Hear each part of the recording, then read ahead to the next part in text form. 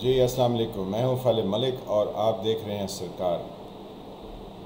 पंजाबी के शायर हैं अनवर मसूद साहब। उनका एक शायर है कि रोटी शोटी खा बैठे हैं हुण सोची पे हुण की करिए।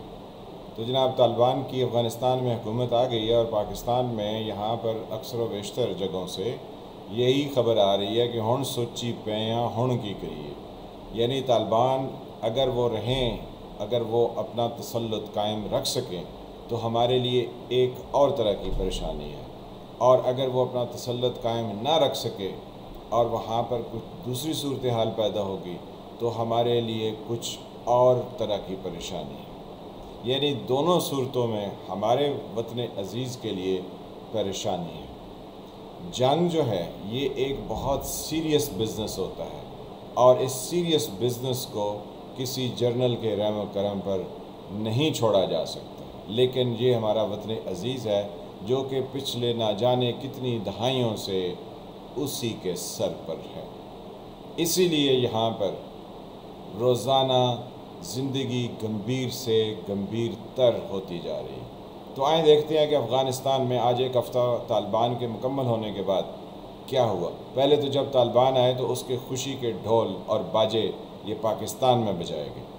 आज एक हफ़्ते के बाद हमें पता चला कि मौलाना अब्दुल अज़ीज़ हैं जो कि इस्लामाबाद के शहर की लाल मस्जिद है मेलोडी में, वहाँ पर उन्होंने उस परचम को लहराया जो कि तालिबान ने अफ़गान कौमी परचम की जगह पे अफ़गानिस्तान में लहराया। तो हमें जैसे पहाड़ पर खड़े होते हैं तो वहाँ पर एक गूंज सुनाई देती है जिसको हम कहते हैं इको आ रही है, तो उसकी तरह हमें अफ़गानिस्तान की गूंज यहाँ लाल मस्जिद में सुनाई दी। फिर उसके साथ हमें मौलाना फजल रहमान की एक तकरीर में वही बात सुनाई दी, और फिर JUI जो समीउल्लाह ग्रुप है यानी एस ग्रुप, उधर भी वो मौलाना जिनका मर्डर हो गया था उनके साहबजादे, उनकी पार्टी के लोग, वो जनाब बता रहे थे कि हम वोट के साथ आएंगे, हम ये करेंगे, लेकिन वो मुंह में राम राम बगल में छुरी। तो जनाब आपकी तब्दीली का वक्त शुरू हो चुका है। जैसे वो किसी ड्रामे में कहते हैं ना कि अब आपका टाइम शुरू होता है अब, तो जनाब हमारा वक्त शुरू हो चुका है। अगर आपने अफ़गानिस्तान के दारुल हुकूमत काबुल के एयरपोर्ट देखे हों, पिछले दिनों में जब तालिबान वहाँ पर पहुँचे हैं तो एयरपोर्ट पर क्या मनाज़र थे। अफ़गानिस्तान की आबादी पाकिस्तान से 5 गुना कम है। अगर ये मनाज़र पाकिस्तान के एयरपोर्ट्स पर हुए तो अफ़गानी तो जहाज़ों के परों के ऊपर चढ़ गए और व्हील्स के अंदर के जो एरियाज़ थे उनमें घुस गए। तो पाकिस्तानी कौम तो ये नहीं कर सकती। यहाँ की ज़िंदगी जो है वो बहुत मुश्किल हो जाएगी।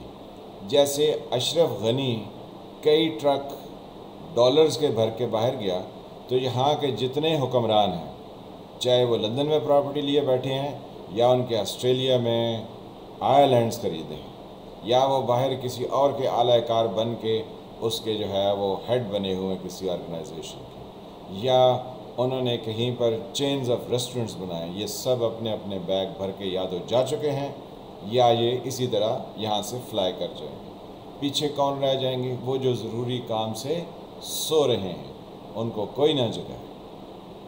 जनाब आपके लिए हालात की जो मुश्किल है, जो संगीनी है, उसकी ख़तरे की घंटियाँ यहाँ पर बज रही हैं और बजना शुरू हो गई हैं। यहाँ पर ऐसे हज़ारों नहीं, लाखों नहीं, ऐसे करोड़ों लोग हैं जो कि उस तरह की तब्दीली के मुतमन्नी हैं, जिनको ट्रेन किया गया है।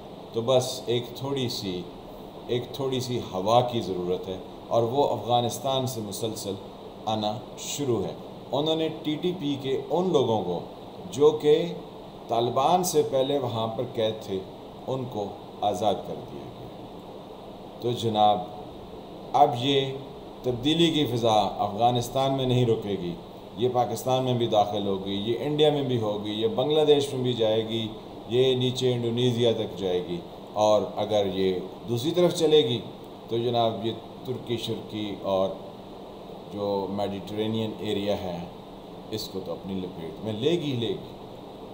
تو جب یہ تمام ایریا ڈی سٹیبل ہوگا تو یہ امریکن وار کو، امریکن اسٹریٹجی کو کتنا زبردست طریقے سے کامیاب کرے گا۔